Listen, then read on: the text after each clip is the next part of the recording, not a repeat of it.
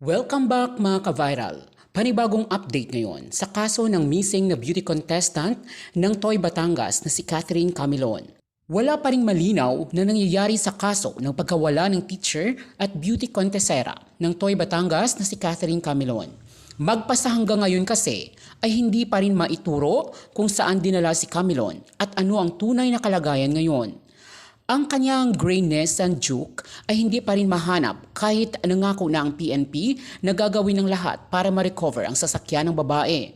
Patuloy pa rin nagtatago ang tatlo pang mga suspect kasama na si Jeffrey Jepoy Magpantay na driver at bodyguard ng primary suspect na nasa restrictive custody na si Major Alan De Castro. Kahit nag-utos na si Senator Raffy Tulfo na magbibigay ng kalahating milyong reward sa makapagtuturo sa nasabing driver, ay wala pa ring lead kung saan at ano na ang nangyari kay Magpantay.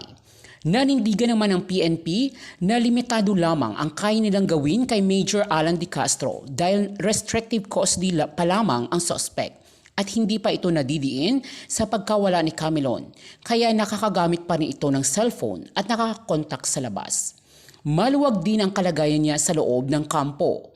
Ito ngayon ang inireklamo ng mga netizens ang pagtrato ng otoridad sa naturang suspect na umamin na karelasyon niya si Camilon subalit tikom ang bibig sa nangyari sa kasintahan. Hindi din siya umamin na siya ang nagbigay ng sasakyan kay Catherine. At hindi din siya sumagot nang tanungin kung may alitan sila ni Catherine bago ito naglaho. Nais din ngayon paimbestigahan ng mga netizens at pamilya ni Catherine ang legal wife ng police major na tumangging humarap sa PNP at magbigay ng kanyang salaysay. Nananatili pa rin itong umiiwas sa nangyari. Nasa kanya kasi ang chat ni Camilon na nagsusumbong sa pambababae ng asawa niya. Tinuntun din di umano nito ang bahay ng teacher at kinompronta ang pamilya ni Catherine.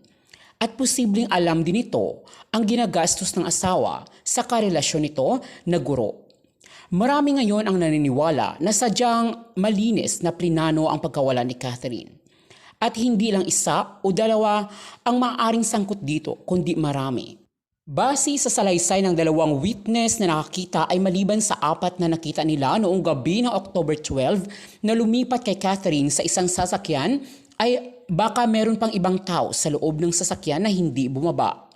Nang lumapit ang pamilya ng biktima sa sikat na manghuhula na si Costora, ay nabasa niya sa kanyang baraha na ibiniyahi ang biktima sa iba't ibang lugar. Ikinulong di umano sa madilim na lugar, sa bahay na may pinturang puti at merong sagingan sa likod nito.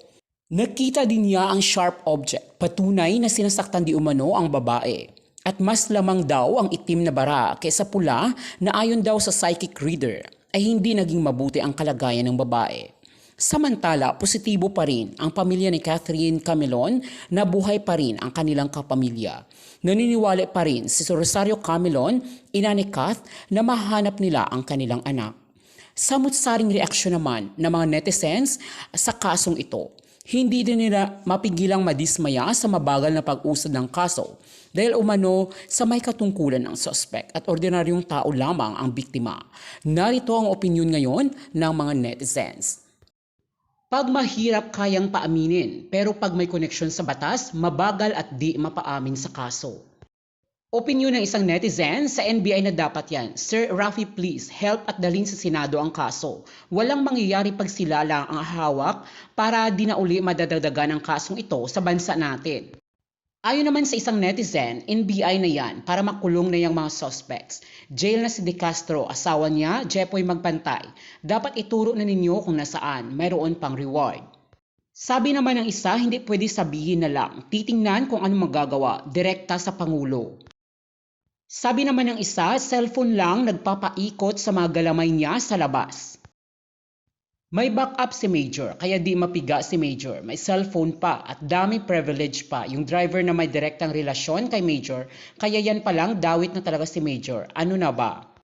Posibleng ipatumba na rin si Jeffrey Magpantay patuluyan ng hindi malutas ang kaso. May malawak na connection pa si Major De Castro sa labas kasi patuloy pa rin siyang nakakahawak ng cellphone sa loob kahit restricted custody na siya.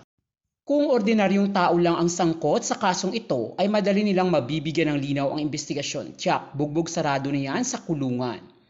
Ito ay ilan lamang sa mga opinyon ngayon ng mga netizens na nadidismaya at nanggigigil na sa kaso ng pagkawala ni Catherine Camilon.